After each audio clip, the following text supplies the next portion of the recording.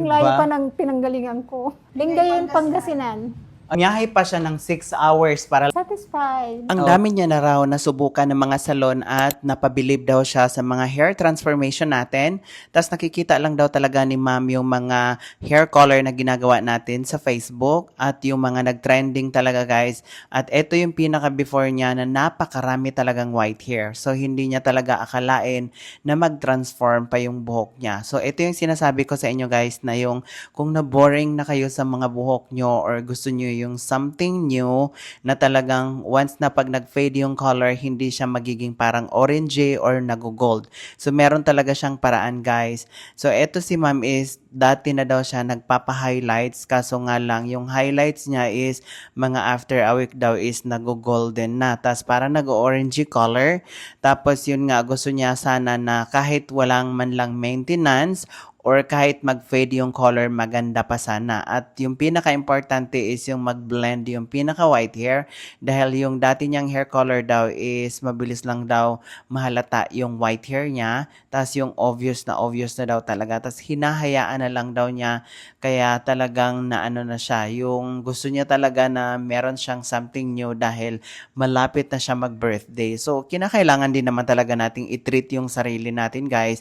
Hindi yung lang puro trabaho na lang tapos wala tayong ine-invest sa sarili natin na kailangan natin na pampawala sa stress. So ito guys, ginawa natin ng paraan na yung mag-iba talaga yung color and then yung pag tumagal na maganda pa rin. So ito yung after. Tingnan niyo yung after guys. Grabe, napakaganda ng hair color. Tapos hindi na talaga obvious yung white hair at talagang nag-blend siya.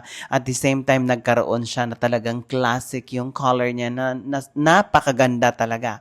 Tapos ito guys, once na nag-fade is hindi siya mag-golden at hindi siya mag-orangey color. At the same time, mag-blend yung pinaka-white hair niya. 'Di ba? Napakaganda nito guys as in. At yung pinaka-roots niya talaga, napakaganda rin yung blending ng color, pati yung lowlights and highlights. 'Di ba? Sobrang napaka-beautiful transformation. So ito, nagbiyahe talaga si ma'am ng more than 6 hours para lang sa hair niya. At tingnan nyo naman yung roots niya. Grabe, magandang blending. So ito yung harap niya. Say, diba? Napaka-beautiful transformation.